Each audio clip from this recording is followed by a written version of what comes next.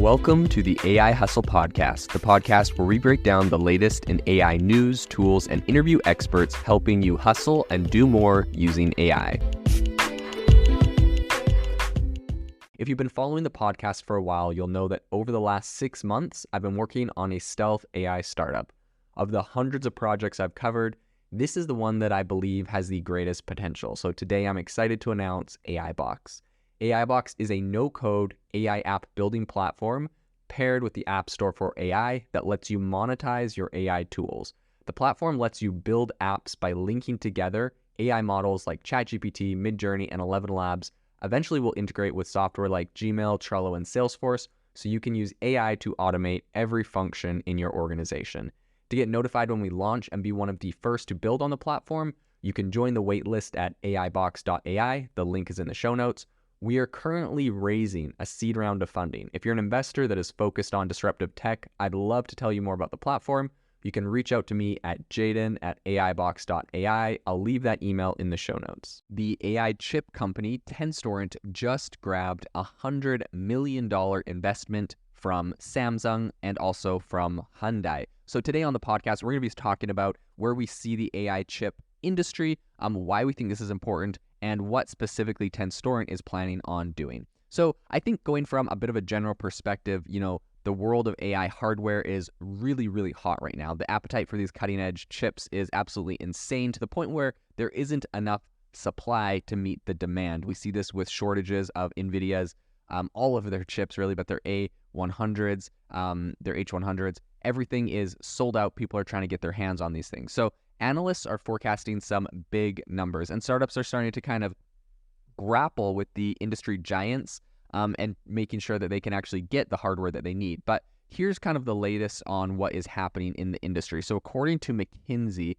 by 2025, AI chips might account for up to 20% of the massive $450 billion total semiconductor market. So to kind of put that into perspective, Insight Partners have projected that sales of AI chips are going to soar by $83 billion, which is absolutely incredible. And this is going to happen by 2027. And that's from right now, $5.7 billion, or I guess that was actually back in 2018. But, $5.7 billion 2018 up to $83 billion in 2027. That's an absolutely amazing, over 10x in under 10 years. So I think this is going to be growing at a compound annual growth rate of 35%. This is nearly a tenfold jump compared to the forecasted growth rate for non-AI chips. And I think this really shows you just how hot the whole AI industry is in general. So a big example of this right now, as we mentioned today, is Tenstorrent. This is an AI hardware startup.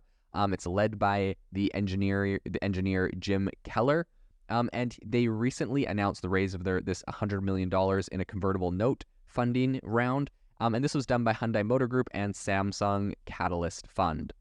So of this entire $100 million, $50 million has come from Hyundai's car making units, Hyundai Motors and Kia. And they're planning to partner with Tenstorrent essentially to craft CPUs and AI coprocessors specifically for future mobility vehicles and robots. To be honest, I always think this is a great play when startups are specifically partnering with enterprises to build out a specific product, right? Hyundai gives them $50 million and they're going to be able to build chips that are going into Hyundai's cars. This is a win-win situation for both, and Tenstorrent gets the money they need and also, the funds to kind of further their company. So I think the remaining $50 million was funded by Samsung, Catalyst, and other VCs like Fidelity Ventures, Eclipse Ventures, Epic Capital, and also Maverick Capital. So in the tech financing world, unlike, equity, a convertible note essentially represents a short-term debt that later converts into equity upon a predetermined event. So in this case, Tenstorrent's reasoning for choosing debt over equity, that they have not actually released, so we're not exactly sure why they've done that. But the company's post-money valuation was also something that they were asked about, but they've also not disclosed that. So we're not exactly sure how this changes the valuation of the company, and we're not exactly sure why they chose this specifically. But we do know that Tenstorrent described this as an up round, so allegedly their valuation has grown. I feel like, I could be wrong here, but I feel like they typically will do this when it's an up round, but it's not a big up round, right? They don't really want to announce that, over the last number of months or years, we've only grown this much. I think this is kind of a tricky time, right? Because if anyone raised money back in 2021, they really had to push and see a lot of growth in order to get any sort of increase in valuation to this year, because we've just seen the markets hammered so much in early stage, or just in any startups, even in growth stage startups. So previously they raised $200 million at a valuation that was over $2 billion. So I'll be curious to see whenever this does come out, if they were able to push it much further than that. So Keller plans to utilize the new funds, which is around $334 million to date. That's how much they've raised total. And he's planning on using the new funds for product development and enhancing their machine learning software roadmap. So they were actually founded back in 2016 by ex-AMD engineers and designers. And they're actually based out of Toronto. So they have been a player in the AI processing market for quite some time. They have their hands in everything from processors and AI software solutions to IP around RISC-V, which is the open source instruction set architecture. And their whole kind of story of their company includes the development of Grayskull, which is an all-in-one system designed for AI model training, and a shift in focus towards kind of licensing and services. Adapting to pressure from larger players is something that they've definitely had to deal with in this entire AI boom. But last year, they saw the launch of Dead Cloud, which was a service allowing developers to run AI models without buying hardware upfront. So more recently, Tenstorrent partnered with India's Bodhi Computing and LG to build its products into servers and also automotive devices. So with this really ambitious move, they've made recently some big ones like opening a Tokyo office. And the question kind of, is being asked by a lot of people, which is, can Tenstorrent compete with the heavyweights like Google, Amazon, Microsoft, NVIDIA?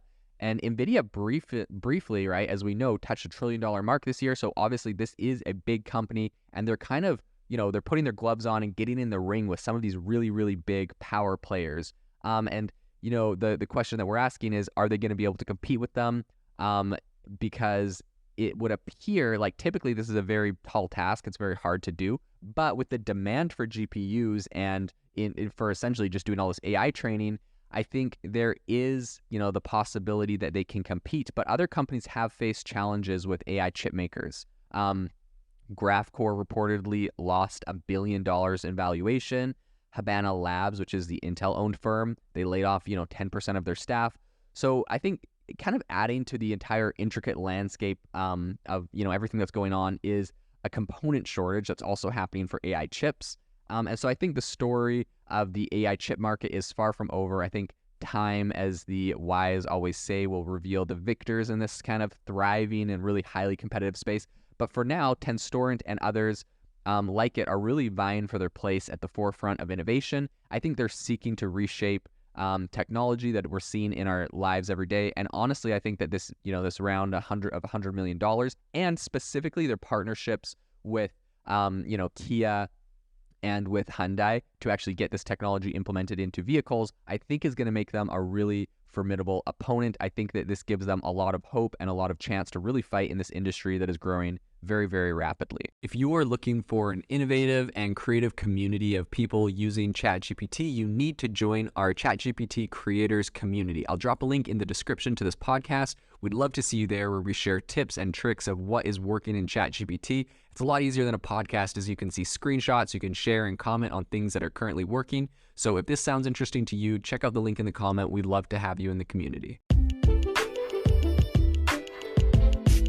Thanks for tuning in to the AI Hustle podcast. If you could do us a massive favor, we would really, really appreciate it if you could leave us a review wherever you get your podcasts. This helps people find the podcast. It helps people know this is a good place to go. And we would really, really appreciate it, as it helps us continue to bring on incredible guests and share incredible content for you to listen to.